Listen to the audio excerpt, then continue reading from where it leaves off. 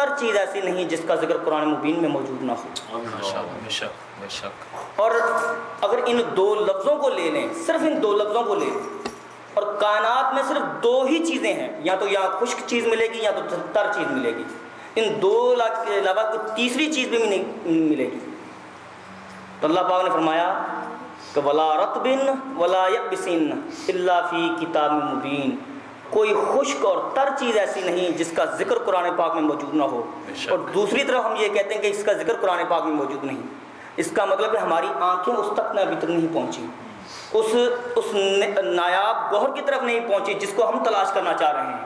قرآن یہ دعویٰ کر رہا ہے کہ ولا رطب ولا یبس الا فی کتاب مبین، کہ کوئی خشک اور تر چیز ایسی نہیں۔ وَكُلَّ شَيْءٍ أَحْصَيْنَاهُ فِي إِمَامٍ مُبِينٍ، ہم نے ہر چیز کا علم کھول کے بیان کر دیا۔ حضور شیخ الاسلام صاحب فرماتے ہیں کہ قرآن پاک میں 70,000 سے زائد علوم بیان ہوئے ہیں جو ان کی نظر تک پہنچتے ہیں۔ ہر ولی کا اپنا مقام ہے، اس کی نظر کہاں تک کام کرتی ہے وہ اس کو پہچانتا ہے، لیکن حضور شیخ الاسلام صاحب فرماتے ہیں کہ قرآن پاک میں 70,000 سے زائد علوم کا بیان ہوا ہے۔ اب بات آتی ہے حضور تاجدار کائنات صلی اللہ علیہ وسلم کی، وہ کہتے ہیں کہ ہمیں سنت مبارکہ سے یہ چیز نہیں ملتی، ہم حدیث سے یہ چیز نہیں ملتی۔ حضور تاجدار کائنات صلی اللہ علیہ وسلم فرمایا کہ صحابی کو جنگ پہ بھیجنے لگے، فرمایا اے صحابی اگر تمہیں کوئی چیز قرآن سے نہ ملے تو پھر کیا کرو گے؟ اس سے یہ نہیں کہا کہ قرآن میں موجود نہیں، فرمایا اگر تمہیں نہ ملے تو۔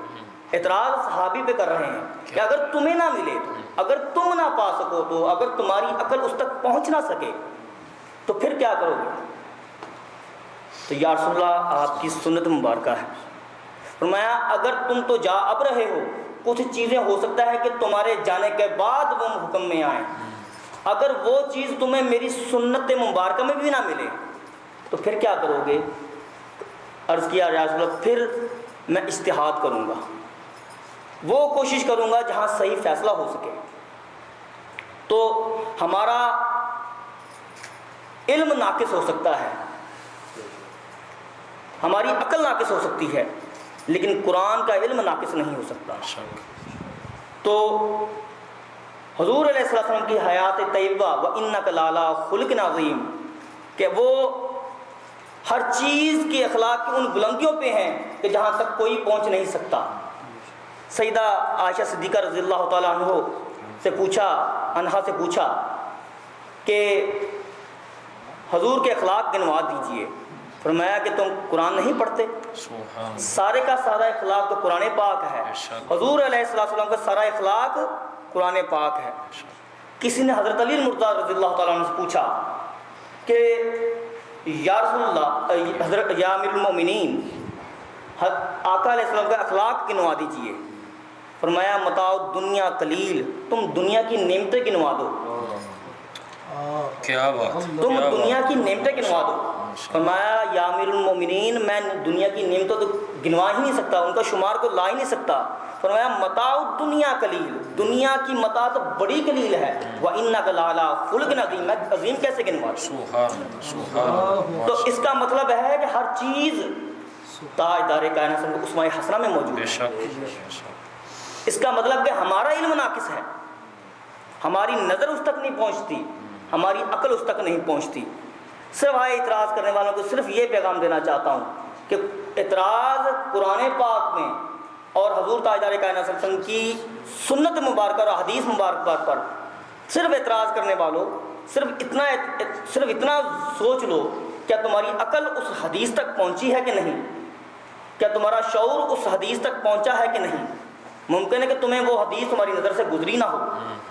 حضور تاجدار کائنات صلی اللہ علیہ وسلم نے فرمایا کہ ہر چیز کا علم مجھے موجود ہے، کیونکہ وما هو علی الغیب بضنین، کہ وہ نبی جو غیب کی خبریں دینے میں بخل نہیں فرماتا، جو غیب کی خبریں دینے میں بخل نہیں فرماتا اس کے پاس علم کتنا موجود ہوگا۔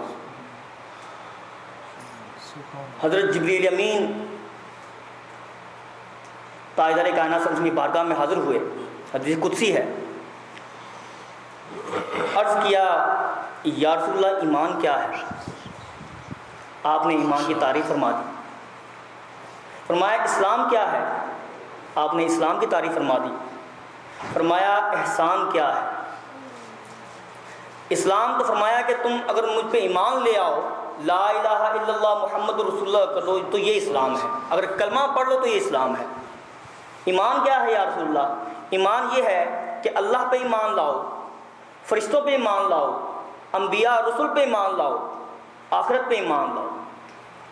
اگر دین ان دو چیزوں کا نام ہوتا تو جبریل امین کبھی احسان کا لفظ استعمال نہ فرماتے۔ یا رسول اللہ احسان کیا ہے؟ فرمایا، آقا سے پوچھا یا رسول اللہ احسان کیا ہے؟ فرمایا احسان اس چیز کو کہتے ہیں کہ تم اللہ کی عبادت اس طرح کرو کہ تم اسے دیکھ رہے ہو۔ تم اللہ کی عبادت اس طرح کرو کہ گویا کہ تم اسے دیکھ رہے ہو۔ اگر تم ایسا نہ کر سکو تو یہ گمان کر لو کہ وہ تمہیں دیکھ رہا ہے، اسے احسان کہتے ہیں۔ حضور تاجدار کائنات صلی اللہ علیہ وسلم نے فرمایا انا مدینۃ العلم وعلی البابها، کہ حضور حضرت سیدنا ابی المومنین علی المرضی رضی اللہ تعالیٰ عنہ کو باب علم بنایا، نہ صرف باب علم بنایا بلکہ ولایت کا بھی تاجدار بنایا۔ فرمایا من کنتم مولاہ فہذا علی المولا، کہ اگر جس کا میں والی ہوں اس کا علی والی ہے۔ انا اللہ مولائی اللہ مولائی وانا مولاہ کل مؤمن والمؤمنہ من کنتم مولاہ فہذا علی المولا، کہ میرے بعد تو نبوت تو نہیں چلے گی لیکن میری نبوت کا فیض حضرت علی سے چلے گا۔ حضرت علی نے فرمایا کہ مجھ پر 70,000 علوم کے ابواب کھل چکے ہیں، صرف اس فیض نبوت کے صدقے، کہ حضرت ابی ہریرہ رضی اللہ تعالیٰ عنہ فرماتے ہیں کہ جو کچھ علوم حضور تاجدار کائنات صلی اللہ علیہ وسلم نے مجھے عطا کیے ان میں کچھ علوم ایسے ہیں اگر میں لوگوں کے سامنے بیان کر دوں تو لوگ میری گردن اتار دیں۔ علوم حدیث میں سب سے اونچا مقام امیر المؤمنین فی الحدیث کا ہوتا ہے، اور ولایت میں سب سے اونچا مقام غوث الاعظم کا ہوتا ہے۔ یہ خاص رینک ہے جسے علماء اور فقہاء اور ائمہ تصوف نے بیان کیا ہے۔ حضور تاجدار حضرت عبداللہ بن مسعود سے روایت حدیث ہے، حضور علیہ السلام نے فرمایا کہ اللہ نے دنیا سے خطاب کرتے ہوئے فرمایا، اللہ نے دنیا سے خطاب کرتے ہوئے فرمایا کہ دنیا میرے اولیاء پر کڑوی بن جا۔ یہ اولیاء کی بیان کر رہا ہوں کہ اولیاء کیا ہیں، کہ دنیا میرے اولیاء پر کڑوی بن کے رہ، ان کے لیے میٹھی نہ بن، اگر تیرا فتنہ ان کے دل میں آ گیا تو میری یاد سے بھٹک جائیں گے۔ حضرت ابی ہریرہ رضی اللہ تعالیٰ فرماتے ہیں جب اللہ کسی ولی سے محبت کرتا ہے، کسی بندے کو اپنی محبت کے لیے چن